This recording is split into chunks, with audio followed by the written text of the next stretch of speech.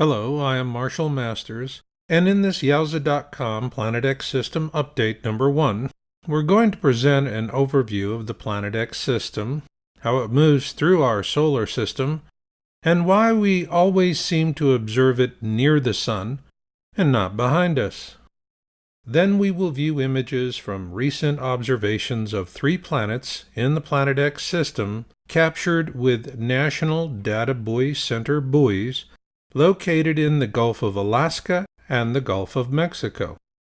The first tribulation and the beginning of the timeline is the Winter of Ash, and it is principally caused by a galactic superwave, as discussed in our previous video, Yowusa.com Volcano Update number 1. So in this program, we will examine the first 3 Planet X events projected for this tribulation timeline by the guides in the book Being in It for the Species.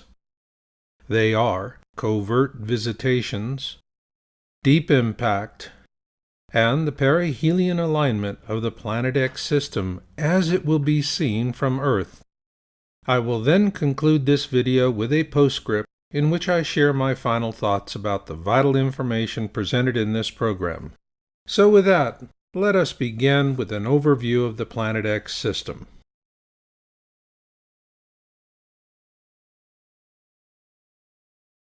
In the book Being in It for the Species, the guides give us very specific descriptions of the various bodies in the Planet X system. In this program, we will examine them one by one, and then we'll see how the Planet X system moves through our own solar system. This will be important because a common question we hear is, why is it we do not see the Planet X system behind us each year as well as in front of us? To answer this question, we first need to look at the bodies, which comprise the Planet X system. At the core of the Planet X system is the Nemesis brown dwarf star. It is 56 times the size of Earth and has the mass of 171,000 Earths. The largest planet in the Planet X system is Nibiru, as it is known by the inhabitants of this system. It is 6 times the size of Earth, and its mass is also 6 times that of Earth. It has a moon we named Ferrada, in memory of astronomer Carlos Muñoz Ferrada. In size and mass, Ferrada is comparable to our own moon. The second largest planet in the Planet X system is Helion, as it is known by the inhabitants of the system. It is 3.5 times the size of Earth, but as a bright gaseous planet, Its mass is only 2.5 times that of the Earth. It also has a moon we named Harrington in memory of the U.S. naval astronomer Robert Sutton Harrington. In size and mass, Harrington is comparable to our own moon. The smallest of the 3 planets is Arbota, as it is known by the inhabitants of the system. It is 2.5 times the size of Earth, and likewise its mass is also 2.5 times that of Earth. Arbota is in a very fast orbit around Nemesis, relative to Nibiru and Helion, and has no moon. Now that we have identified the major bodies in this system, let's take a polar, look-down view of all these objects together, beginning with the smaller sister sun to our own sun, the Nemesis dark star. Nemesis is what is known as a brown dwarf star, which means it is small and very dirty and cannot be seen in the visible light spectrum until it is well inside our own system. However, its approach has been viewed in the infrared range by our governments for decades. The nearest planet to Nemesis is Helion, a bright gaseous planet, and here is its moon, Harrington. Next out is Arbota, the lonely fast mover in the system, and in the outermost orbit around Nemesis is Nibiru, which according to the ancient Sumerians means the planet of crossing. And finally, furthest out from the Nemesis dark star is Nibiru's moon, Farada. To get an idea of how large the Planet X system is in relationship to our own system, let's overlay one upon the other. To do that, we begin with our own Sun. Next comes Mercury, then Venus, our own lovely third rock from the Sun, Earth, then the mysterious red planet, Mars, and finally Jupiter. Because the Planet X system is so relatively small when compared to our own, these planets will suffice for now. So let's place the Planet X system into our own to get an idea of just how small it really is. When you consider that we left Saturn, Uranus, Neptune, and Pluto out of the picture, the Planet X system really does look puny in comparison. Nonetheless, the question we hear more often than not is, why are all of our observations of the Planet X system near the Sun? For many, the assumption is that we should see the Planet X system in front of us as well as behind us once each year. So let's take a closer look at this assumption, which is based more on expectations than fact. In most people's minds, planets move around the Sun much like trains on a railroad track. You know where they're going, just like freight trains traveling on fixed rails. However, the Planet X system moves through space more like an airplane, and unless you're a flyer or you've taken a few flying lessons, this can be difficult to grasp at first. This is because, as every flying student learns, airplanes have a longitudinal, lateral, and vertical axis.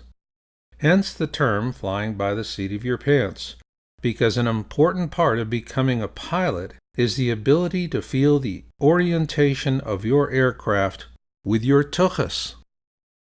Lucky for us, there is a celestial comparison between trains and airplanes when we look at comets. To set a background for this comparison, let's use this illustration of our solar system as seen from deep space. That outer ball, which has a cutaway section in this illustration, is known as the Oort cloud, and it is made up of all the debris left over from the formation of our solar system. Occasionally, a comet flies in from deep space and passes through our solar system. Called rogue comets, these comets are fast movers, and if they keep their distance, they can avoid being captured by the gravity of our own Sun, at which point they fly right out the other side of our solar system, back into the pitch-black darkness of deep space, never to be seen again. Ergo, these rogue comets are what you might call the celestial freight trains. They've got a single-minded focus as to where they're going, and they just plow straight through. However, the Planet X system does not orbit our sun like a predictable freight train.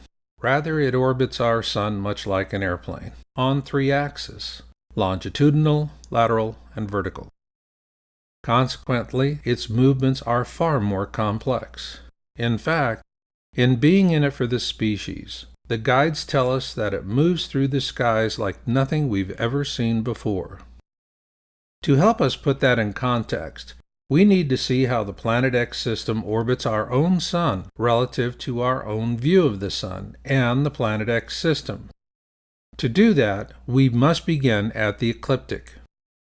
This blue line stretching across the screen represents the ecliptic, which in a manner of speaking could be referred to as the sun's equator, or more accurately as the plane of our solar system.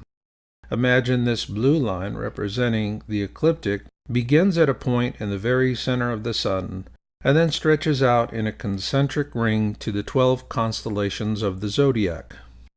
Using the observation reports we've published in previous Yowusa.com videos, let's now plot the movement of Nemesis, the brown dwarf at the core of the Planet X system, relative to our own sun and the ecliptic as seen from Earth. Here's where our estimate of Nemesis was in 2010, based on the observations of Nibiru from 2010 to 2013. And here we see where Nemesis was observed in May of 2013. We used these 2 reference points to create a rudimentary orbital path based on the fact that Nemesis is in a 3,600-year-long elliptical orbit around our sun. And here we see estimates of where Nemesis will be at the end of this year on the opposite side of the sun. This explains why we cannot see it at this time. However, Nemesis will come out from behind the sun as it reaches its point of perihelion, that point in its orbit where it comes closest to our own sun. So with this background in mind, we're ready to take on the question: why are we not seeing the Planet X system in front of us and behind us each year? With that, let's return to our deep space view of our solar system. Like an airplane that flies on 3 axes, the Planet X system essentially does the same. While it is bobbing up and down, so to speak, it is also orbiting around the sun as well, no differently than any of the other planets in our system. Again, remember that the guides have told us that the Planet X system moves through our skies like nothing else we've ever seen before. The bobbing up and down motion is straightforward, but in terms of moving sideways in orbit around the sun, we need to look at the number of days it takes for the Planet X system to orbit our sun, as it bobs up and down through our solar system. Let's begin with Earth, which we know takes 365 days to orbit the sun. What the guides tell us is that even though the Planet X system is bobbing up and down, it also takes 380 days for this system to orbit around our sun as well. Now we're ready to put it all together. To the left, we see a polar look-down view of Earth, Nemesis, and the sun. To the right, we see a side view of our solar system from the ecliptic, with Earth on one side of the sun and Nemesis on the other, which is why we cannot observe it at this time. Keeping that in mind, let's now change our point of view. To the left, we still have the look-down polar view, but to the right, we now have a frontal view as seen from Earth. Here we see Earth and Nemesis as they track around the sun in 2010. In 2013, Earth is seen catching up because it has a shorter duration orbit around the sun, and so Nemesis appears closer to the sun. Here we see an approximation of where we presently are, with Nemesis being directly behind the sun in 2014. And here we see Nemesis coming out from behind the sun several months from now. And finally, here's where Earth will be relative to the sun and Nemesis when Nemesis reaches its point of perihelion. To see the full range of motion, let's view a composite of all these points in space.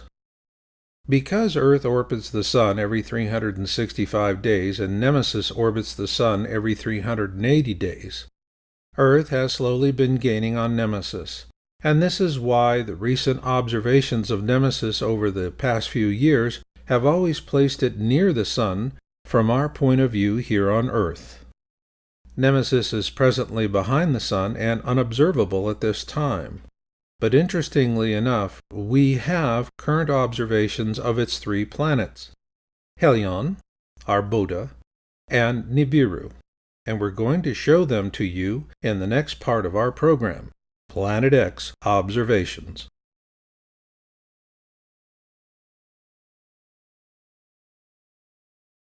In this segment, you're going to see observation images of 3 planets in the Planet X system captured with National Data Buoy Center buoys located in the Gulf of Alaska and the Gulf of Mexico.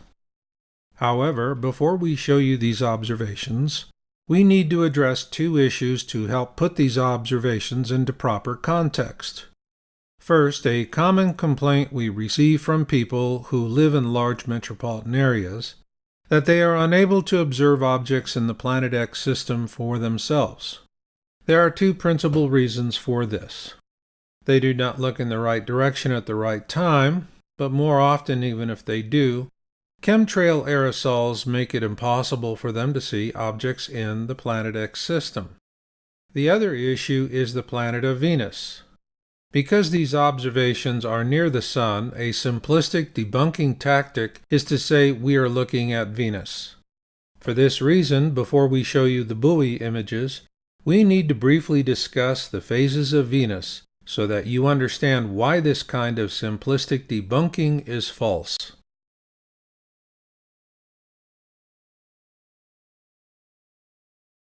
Despite massive propaganda efforts by our government, a growing majority of Americans understand that chemtrail spraying is a real part of our lives. There are several reasons for it, and while some would think that the primary purpose is to make it more difficult to observe objects in the Planet X system, the 2 main reasons for chemtrail spraying are weather modification and crowd control. The atmosphere of our planet is drier with less overall moisture, which is why there are droughts and floods. Chemtrail spraying is being used to divert moisture from some areas to others for various reasons. This is the simple reason why we're seeing the extreme drought conditions in the western side of our country now. Moisture is being diverted eastward where it is needed for agriculture, mining, and manufacturing. These industries require great amounts of water, and chemtrail spraying is the functional answer to that need. If there was one thing the American government learned during the Vietnam War, was that an outraged citizenry can overpower the political aims of a few. It is why our leaders now add chemicals to the chemtrail mix to ensure our passivity and indifference. If the Americans of the 60s could see what is happening today, things would be vastly different. However, after a decade of being sprayed by chemicals that induce apathy, along with GMO foods and drugs like Prozac, people are dulled. Consequently, we're not alarmed by these weather modification efforts, which are substantial.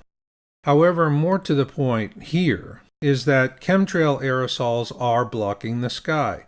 And this is not a conspiracy theory. Not when you have mainstream media outlets like the New York Times publishing an op-ed titled "Blocking the Sky to Save the Earth," or Scientific American warning us that geoengineering could turn skies white, which in fact it has. To illustrate this fact, we'll use a simple simulation to show how chemtrail aerosols have impacted our ability to view the sky. Here we have a nice afternoon sky without aerosols. But after the spraying, the skies aloft become heavily masked. Here we have a twilight sky without aerosols. But now, as you can see, the chemtrail aerosols are falling to the ground as the air cools towards evening. Here we have a clear evening sky, such as what we would have seen before the advent of chemtrails. But now our evening skies are not as clear because the aerosols have finally reached the ground. Here we have a clear pre-dawn sky, such as what we would have seen in the days before chemtrails. However, these days, much of the aerosols sprayed the day before have either settled to the ground or have mostly dispersed, and asking where that has gone to is a thorny question. Here we see the sun in the early morning, as seen from the buoys that captured the images we'll show you later on in this program. Keep this image in mind because this is the kind of clear sky that is being seen from these offshore buoys. On the other hand, this is more typical of the morning sky most Americans see today. So yes, chemtrails are blocking our view of the sky. This explains why we are able to show you excellent images of Planet X objects in pictures taken from offshore buoys. Given their locations at sea, they are mostly outside normal chemtrail spraying patterns. Also, these images were captured early in the morning, after the residual chemtrail aerosols in the area have either dissipated or have been blown away by prevailing winds. Chemtrails or not, you can still count on debunkers to say it's Venus. So let's take a quick look at the phases of Venus.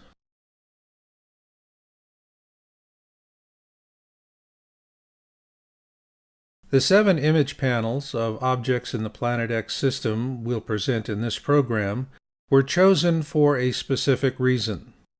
The phases of Venus, which you can learn about on Wikipedia. This is because one of the simplistic debunkings we often encounter because we're observing objects close to the Sun is that they are dismissed out of hand as being the planet Venus.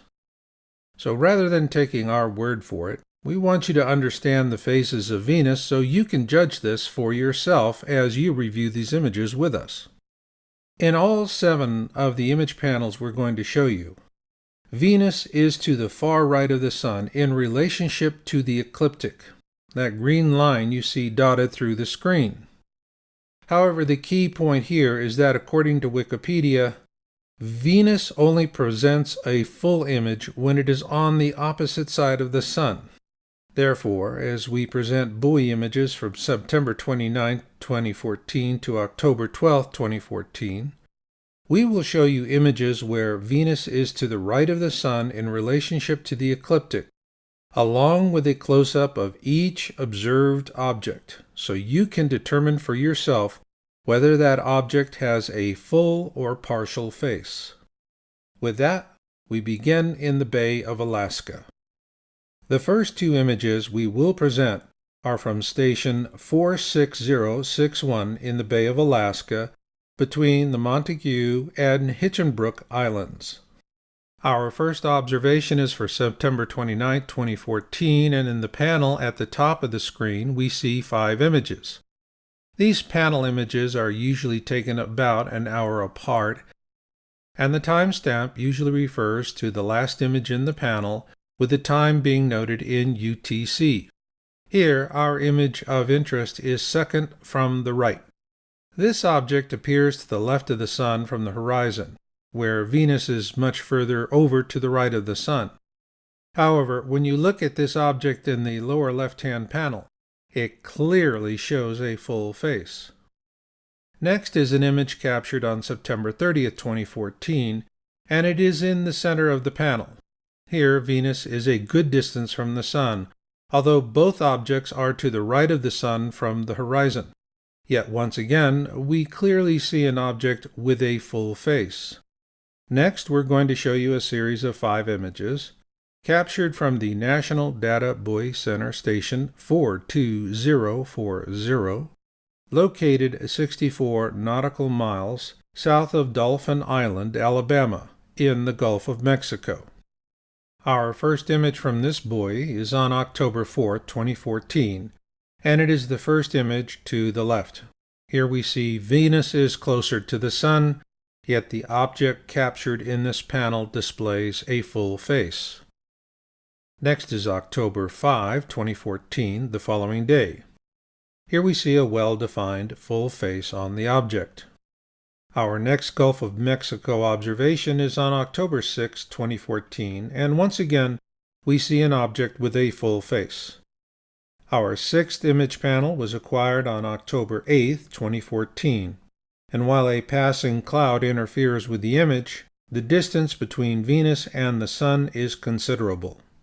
Our last panel was taken on October 12, 2014, and even though this object is very close to the Sun, it still exhibits a very clear and distinguished full face.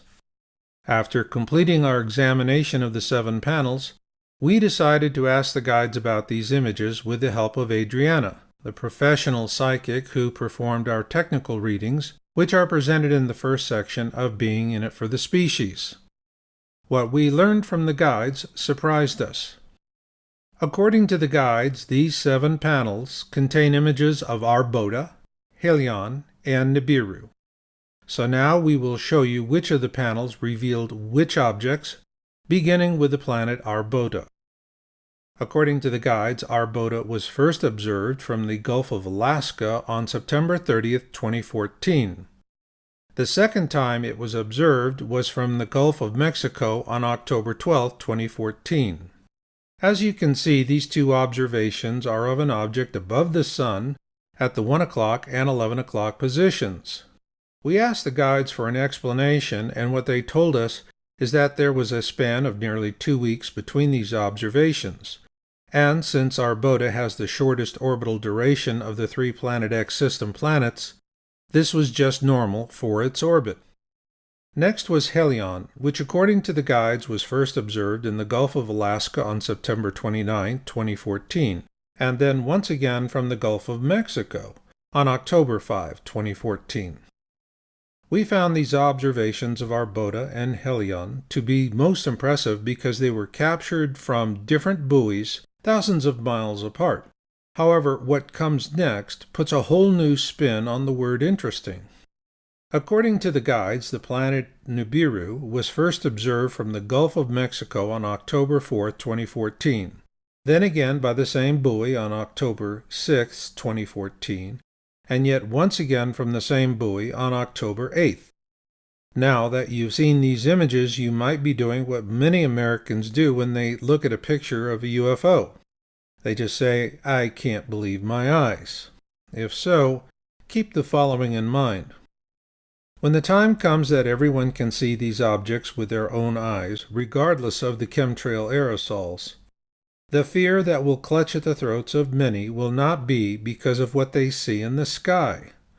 Rather, it will be the realization that they are not prepared for what they see in the sky. And being prepared is really what it's all about when you consider what happens during the first 3 Planet X events.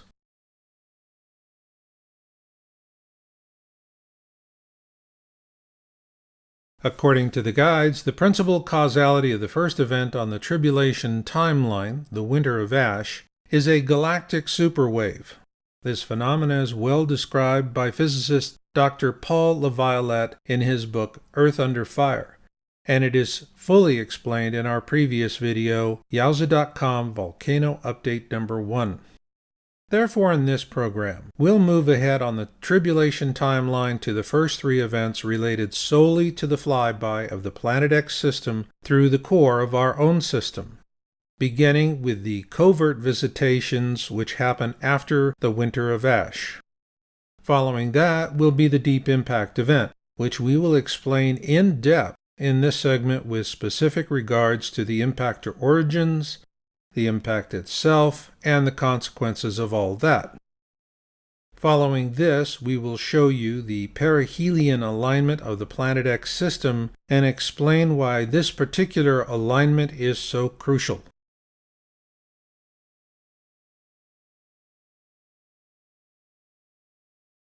If there's one thing the topic of Planet X has in common with ufology, is that regardless of how many mountains of photographic evidence you produce, most people will still say, I just can't believe it. Regrettably, this very expression of cognitive dissonance plays directly into the hands of the Anunnaki, the inhabitants of Nibiru, and the elite leadership of our own planet. Following the Winter of Ash event, which causes global economic and political chaos, the Anunnaki will begin making covert visits to our world leaders. In Being in It for the Species, the guides tell us the Anunnaki will advise our leaders about this impending asteroid impact event. How will it play out? The guides tell us those who are fated to be in the crosshairs of this disaster will be the last to know. According to the guides, this impactor will be an asteroid in our own system, and it is currently located somewhere between the orbits of Mercury and Venus. While it presents absolutely no threat to Earth at this time, the approach of the Planet X system will bump it into a trajectory that will bring it into contact with the Earth. To help visualize this, let's begin with a simple side view of our system. As you can see here, we have Earth and the ecliptic, the plane of our galaxy we discussed earlier. This asteroid will travel near to the ecliptic, and for those who've been kept in the dark about its approach, there will be no way to know it is coming. However, the guides tell us that when we see Nemesis coming out from behind the Sun, with the planet Helion to its right, and Nibiru below the ecliptic and near to the Sun, that dying time is near. To get the picture of what that means for us, we'll use this world map to plot this impact event and its consequences. The asteroid will travel from west to east as it approaches the eastern Atlantic, and the impact site will be off the coast of France. This impact will occur in an area of deep seabed and drive forward a massive tsunami into Europe, a wall of water so large even London and Paris will flood. Plus, there will be a rearward tsunami that will travel in the opposite direction across the Atlantic towards North America, as the ejecta and ashfall from the impact begins to fall on Europe. Traveling as fast as a modern jet airliner, the rearward tsunami wave will strike into the northeastern seaboard of North America with devastating consequences for America and Canada, but that is not even the half of it. Shortly after the impact in the eastern Atlantic, the active volcano on Las Palmas will erupt, causing its western flank to fail. This will generate the Las Palmas tsunami many have feared for years, and it will follow quickly on the heels of the asteroid's rearward impact tsunami. This second tsunami wave will strike a much greater swath on the east coast of America and Canada, and will be significantly more powerful. Plus, it will combine with the effects of the first tsunami wave for a two-fisted knockout blow that will spell the end of America as the current dominant world power. It will also deal a devastating blow to Atlantic alliances which are dependent on a very sophisticated transatlantic communication infrastructure of deep undersea fiber optic cables. As you can see here, the impact site relative to this communication infrastructure gives one pause to wonder about where this asteroid strikes. Is it happenstance? Or are we looking at the possibility of a targeted projectile? Not only in terms of the communications aspect, but also for what happens next. The impact will be on the western side of the Eurasian plate, and the force of the impact will travel through the Earth's interior to the eastern side of that same plate. Here you see an equatorial view of that line of travel for added perspective. Once this energy wave strikes the opposite side of the Eurasian plate, the consequence will be a massive disruption of the Pacific seabed, starting in the Kamchatka area, moving south towards Antarctica. There it will rebound and head back north, triggering undersea volcanoes and earthquakes as it goes. As you can obviously see here, the Hawaiian Islands are in the crosshairs of this rebound wave. But this wave, which rebounds off Antarctica, will also cause great earthquakes and volcanic eruptions for those nations in South, Central, and North America bordering the Ring of Fire. After the dust settles, Both the eastern and western shores of the United States will be devastated, and then the unthinkable will happen. In what will seem like a blink of the eye, America will become a third world nation. However, the guides also tell us that no nation on earth, no matter how wealthy or advanced, will be able to escape the cataclysms to come. And with that, now comes the really bad news. In Being in It for the Species, the guides tell us that when we see this alignment of the Planet X system, Nemesis will have reached its point of perihelion, which is its closest distance to the Sun. After that, it turns south into the outbound leg of its orbit. From this time forward, events far worse than the Deep Impact event will unfold, to include a pole shift. Simply put, these events will brutalize us and our world. So the question now is, what do we do about it? Because when we do see Nemesis at perihelion, there will only be two kinds of people in the world: those who are prepared and those who are not. In my postscript, which follows next, I'm going to address that very point and what I intend to do about it.